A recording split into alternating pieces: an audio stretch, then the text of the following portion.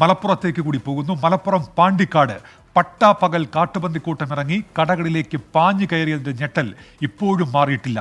മണിക്കൂറുകൾ നീണ്ട ശ്രമത്തിനൊടുവിൽ 10 കാട്ടുപന്നികളെയും വെടിവെച്ച് കൊന്നാണ് പ്രശ്നം പരിഹരിച്ചത്. ഇനിയും ഇത്തരം സംഭവങ്ങൾ ആവർത്തിക്കുമോ എന്നാണ് പ്രദേശവാസികളുടെ ആശങ്ക.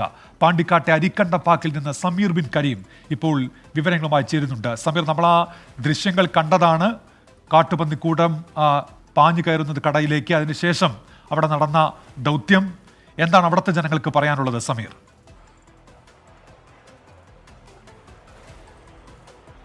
ഉന്മേഷ്, കഴിഞ്ഞ ബുധനാഴ്ച രാവിലെ 10 മണിയോട് കൂടിയാണ് ഞാൻ ഇപ്പോഴുള്ള ഈ അരിക്കണ്ടമ്പാക്ക് ടൗണിലൂടെ ഒരു കൂട്ടമായി ഇങ്ങോട്ടേക്ക് വരുന്നു. ഇവിടുന്ന് ആളുകളൊക്കെ തന്നെ അങ്ങാടി ഈ ടൗണിൽ ഉണ്ടായിരുന്ന ആളുകളൊക്കെ തന്നെ പരിഭ്രാന്തരായി ഓടുന്നു.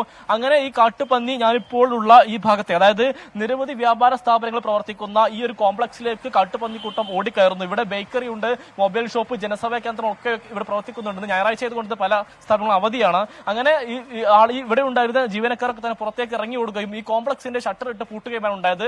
തുടർന്ന് മണിക്കൂറുകൾ നീണ്ട ശ്രമത്തിനൊടുവിൽ 10 കാട്ടുപന്നികളെയും വെടിവെച്ച് കൊന്ന ഒരു സാഹചര്യം ഉണ്ടായി. എങ്ങനെയായിരുന്നു അന്ന്, എങ്ങനെയാണ് ഈ കാട്ടുപന്നികളൊക്കെ തന്നെ വന്നതും പിന്നെ പ്രശ്നം പരിഹരിക്കുന്നതും എങ്ങനെയായിരുന്നു? പന്നികൾ വന്നത് ഈ ഇതിന്റെ തൊട്ട് താഴെ കൃഷിയിടാണ്. അവിടുന്ന് ഓടി കയറി പന്നി റോഡ് ക്രോസ് ചെയ്ത് നേരെ ഇങ്ങോട്ട് ഓടി അലക്കാണ് ഉണ്ടായത്. എന്നിട്ട് പിന്നെ 10 പന്നി ഒരുമിച്ചാണ് കയറി ഈ കോംപ്ലക്സിന്റെ ഉള്ളിൽ കയറിയത്. ഇതിനകത്ത് കിടന്നിരുന്ന ബൈക്കുകള്, പിന്നെ ഒരുപാട് സാധനങ്ങൾ എല്ലാം ഇടിച്ച് നിരത്തി.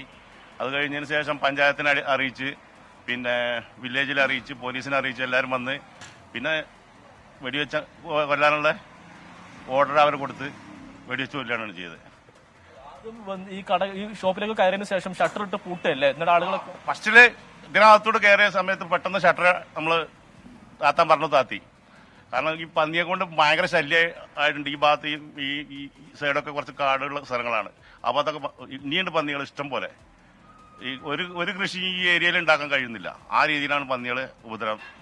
അത്രയും പന്നിയുടെ ശല്യങ്ങളുണ്ട് ഈ ഭാഗത്ത്. അന്ന് ആർക്കും പരിക്കേൽക്കൊന്നും ഉണ്ടായിട്ടില്ല അല്ലെ? പരിക്കെന്ന് പറയാൻ അത്ര കാര്യമായിട്ട് പരിക്കില്ല. ഈ ഷട്ടർ ഇട്ടതുകൊണ്ട്.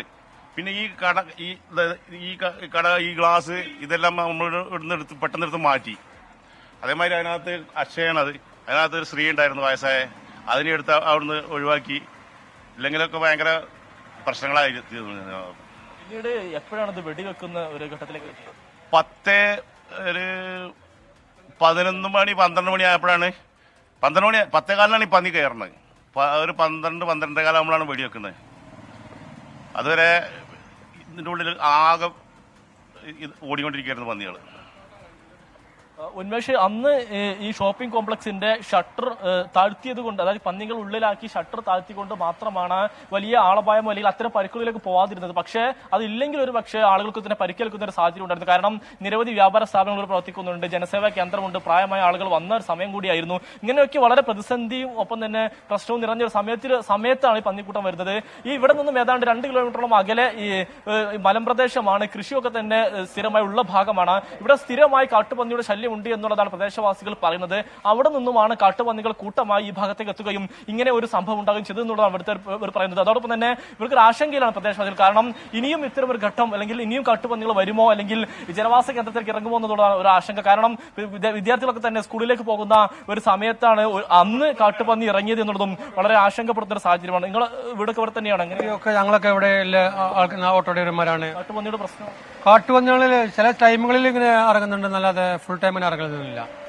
ഇതിപ്പോ എന്തോന്ന് കൂട്ടം തെറ്റി വന്നതാണ്. അത് കാട്ടിലോട്ട് പോകണ ഇതിലോട്ട് കഴിയുന്നുള്ളൂ. വേറെ അങ്ങനെ ശല്യമില്ല. പിന്നെ കൃഷിയാണ് ഇവിടെ കൂടുതൽ, പാടമായിട്ട് കൃഷിയായിട്ടുള്ള ആൾക്കാർ കുറച്ച് ശല്യങ്ങളുണ്ട്. അതാണ് വേറെ കുഴപ്പം. പകൽ സമയത്ത് ഇറങ്ങാന്നുള്ളത് ഒരു പേടി തന്നെയാണ്. പേടി വെച്ചാൽ തൊട്ട് അപ്പുറത്ത് സ്കൂളാണുള്ളത്.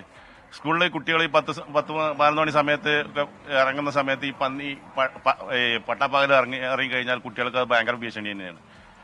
അതിലുള്ളൊരു ഭയമാണ് ഇപ്പൊ ഞങ്ങൾക്കുള്ളത്. ഇവിടെ കൃഷി നശിപ്പിക്കലും ഒക്കെ ഒരു സാധാരണയായിട്ടുണ്ട്. ഇഷ്ടം പോലെ പന്നികളാണ്. ഇഷ്ടം പോലെ പന്നികൾ എന്ന് വെച്ച് കഴിഞ്ഞാൽ ഇത് കഴിഞ്ഞതിന് ശേഷവും 5-6 പന്നികളെ ഇവിടെ ചമ്മന്തട്ട എന്ന് പറഞ്ഞ ഏരിയയിൽ കണ്ടതായിട്ട് പറയുന്നുണ്ട് ആൾക്കാർ. ഇവൻ ഡെയിലി കാണുന്നുണ്ട് പന്നിനെ ചമ്മന്തട്ട ഏരിയ കൂടെ. കൃഷി നശിപ്പിക്കലും കൃഷി തീരാണ്.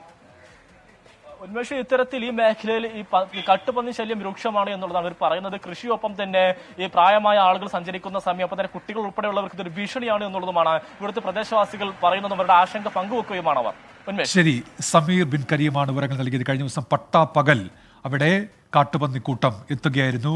വലിയ പരിശ്രമത്തിനൊടുവിലാണ് അവിടെ നിന്ന് കാട്ടാനക്കൂട്ടത്തെ തുരത്തിയത്. വെടിവെച്ച് എല്ലാത്തിനെയും കൊന്നൊടുക്കേണ്ട സ്ഥിതിയാണ് അവിടെ ഉണ്ടായത്. സമീർ ബിൻ കരീം വിവരങ്ങൾ നൽകുകയായിരുന്നു. നമ്മൾ